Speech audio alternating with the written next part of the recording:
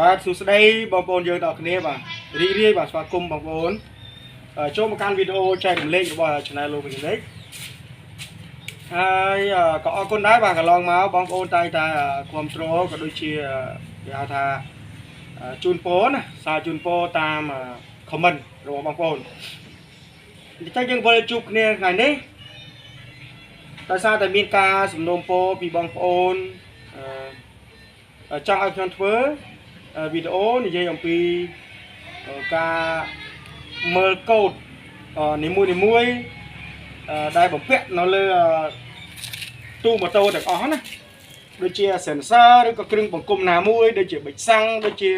ECM អីចឹងណាហ្នឹងហើយគាត់ចង់ឲ្យយើងបកស្រាយនិយាយកូដពីវារបស់វាទាំងអស់ហ្នឹងអញ្ចឹងណាចឹងហ្នឹងខ្ញុំអត់បានធ្វើពីកំហូចរបស់ម៉ូតូណាមួយដែលវាខូចទេអញ្ចឹងណាគាត់ថាខ្ញុំធ្វើនេះវីដេអូតាក់ទងនិយាយអំពីចង់ដឹងថាកូដកំហូចណាមួយហើយវាកូដហ្នឹងគឺកូដលេខប្រមាណហ្នឹងហើយចាំខ្ញុំនឹងនិយាយគ្រប់កូដរបស់វាបាទគ្រប់កូដរបស់វាទាំងអស់តែម្ដង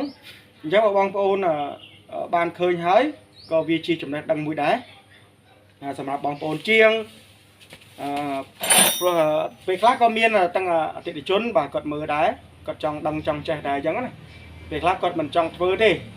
មិនចង់ជួសជុលទេប៉ុន្តែពេលខ្លះគាត់ចង់ដឹងអញ្ចឹងណាមានបងប្អូនយើងច្រើនដែរគាត់ចូលមើលក្នុងវីដេអូរបស់ខ្ញុំអញ្ចឹងណាចាំពេលខ្លះបើគាត់មើលបាទគាត់អាច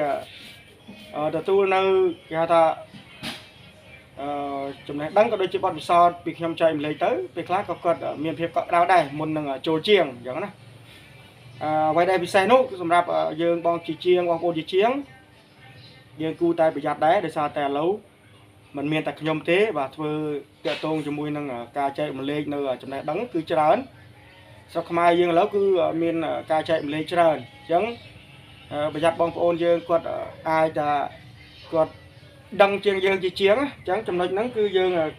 ប្រយ័ត្នដែរដោយសារតែកាលណាការប្រព័ន្ធផ្សព្វផ្សាយវាទូលំទូលាយអញ្ចឹងអតិថិជនក៏គាត់អាចមើលបានហើយក៏គាត់អាចយល់បានខ្លះអញ្ចឹងណាដល់ពេលទៅដល់ឡៃជាងអត់ចេះអាហ្នឹងវាជារឿងមួយដែលធ្វើឲ្យគាត់មិនទុកចិត្តអញ្ចឹងណាអញ្ចឹងយើងគួរតែទាំងអស់គ្នាជាជាងយើងគួរតែសិក្សាពីវាទៅឲ្យបានច្បាស់តិចពិសេសគឺយើងឡែងមើលហើយឡែងស្ដាប់ទៅវីដេអូណាខ្ញុំនិយាយនេះគឺសំដៅទៅលើបងប្អូនយើងដែលគឺថាគាត់ខ្វះខាតនៅតាមជនបទឬក៏ស្រុកដាច់ស្រយាលអីចឹងណាព្រោះឥឡូវម៉ូតូឥឡូវទំនើបក៏វាមានអស់ហើយបាទនៅតាមស្រុកតាមភូមិបាទគេជីអស់ហើយអញ្ចឹងណាអញ្ចឹងយើងគួរតែចេះអស់គ្នាយើងគួរតែយល់ដឹងពីវាដើម្បីទុកជានៅចំណេះដឹងរបស់យើងហើយយើងបង្កើនអាជីវកម្មរបស់យើងកាន់តែរីកចម្រើនអញ្ចឹងណាហើយនឹងដើម្បីគេហៅថាធ្វើឲ្យអតិថិជនទុកចិត្តណាអញ្ចឹងកូដរបស់វាដែលអ្វីដែលខ្ញុំកន្លងមកបានសិក្សាគឺខ្ញុំដឹងតែ7កូដទេអញ្ចឹងណាហើយកូដផ្សេងតែលោកវាអាប់ដេតមកថ្មីយើងអត់ទាន់ដឹងអញ្ចឹងបងប្អូនសិក្សាខ្លួនឯងបន្ថែមណាអញ្ចឹងបើអាចដឹងថា7កូដនេះបងប្អូនអាចបានដឹងច្រើនពីតកតងមួយប្រព័ន្ធម៉ូតូហើយអាចដឹងច្រើនហើយព្រោះវាច្រើនដែរ7គេហៅ7កូដបានន័យថាកូដ sensor នីមួយហ្នឹងវាមានទាំងអស់វាមាន7កូដដែលបងប្អូនមើលទៅហើយអាចនឹងយល់ថាកូដណាអញ្ចឹងណាតោះឥឡូវយើងកំខាត់ពេល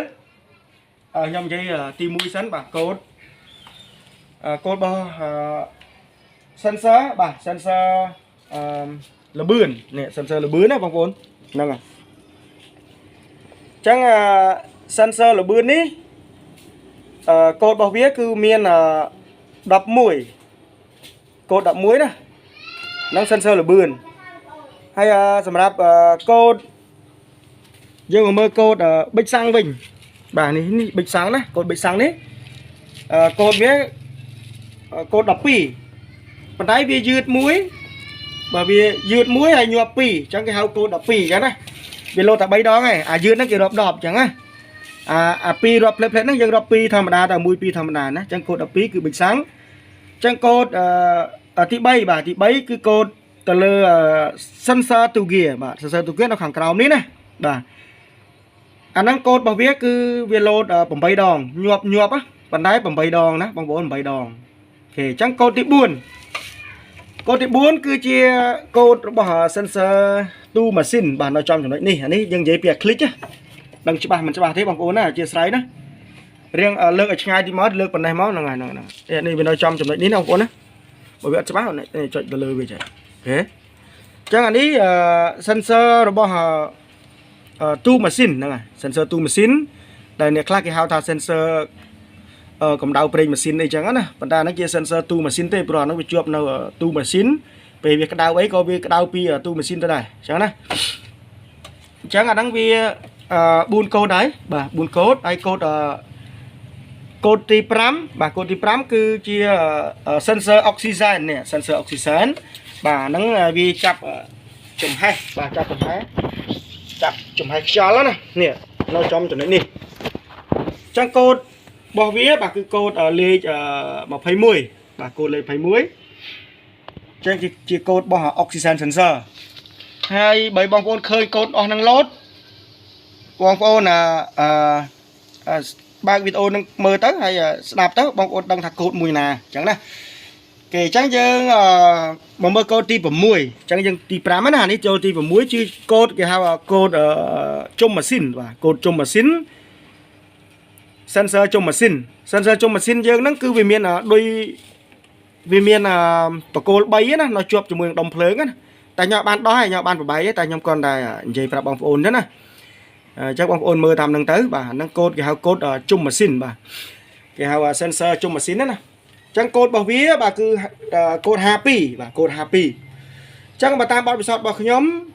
ធ្លាប់តាក់ទងជាមួយនឹងកូដ52ហ្នឹង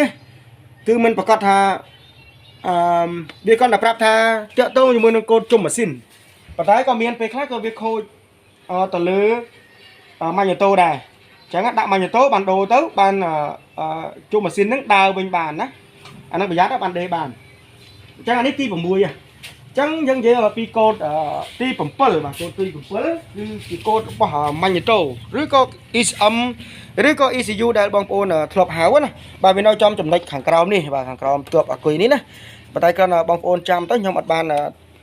ធ្វើការដោះវាទេអញ្ចឹងណាកូដរបស់ម៉ាញ៉ូតូបាទគឺកូដ33បាទអញ្ចឹងកូដ33គឺកូដរបស់ម៉ាញ៉ូតូឬក៏ ECM ដែលបងប្អូនធ្លាប់ហៅណា ECU អីចឹងណាបាទគឺកូដហ្នឹងអញ្ចឹងអ្វីដែលខ្ញុំដឹងបាទគឺខ្ញុំដឹងគឺកូដមានតែប៉ុណ្្នឹងទេបាទកូដទាំង7ហ្នឹងអញ្ចឹងបងប្អូនមើលវីដេអូហ្នឹងទៅហើយបងប្អូនសិក្សាបន្ថែមទៅណាបើសិនជាអ្វីដែលខ្ញុំបកស្រាយទៅវាមិនទាន់ច្បាស់ដោយសារតែខ្ញុំអត់បានដោះខោអាវអញ្ចឹងណាខ្ញុំបានដោះខោអាវវាអស់ទេវា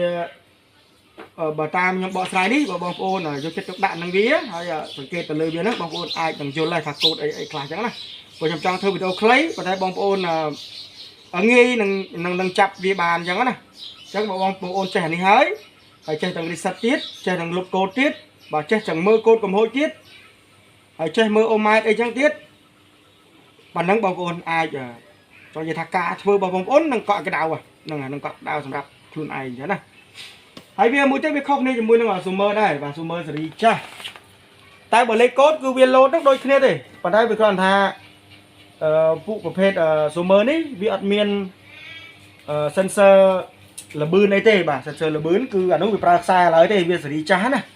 ហ្នឹងសេរី015អានេះ015Sumer 015បើចាប់ពី016បានវាមានអញ្ចឹងវាខុសគ្នានឹងចំណុចហ្នឹងតែប៉ុណ្្នឹងទេណាអូខេអរគុណច្រើនសម្រាប់ការតាមដានរបស់បងប្អូនហើយនឹងការចូលចិត្តនិងការគ្រប់គ្រងការស្រឡាញ់បាទបងប្អូនកន្លងមកអញ្ចឹងយើងជួបគ្នានៅវីដេអូក្រោយៗទៀតខ្ញុំនឹងធ្វើវីដេអូចែករំលែករហូតដល់អស់ស៊េរីម៉ូតូ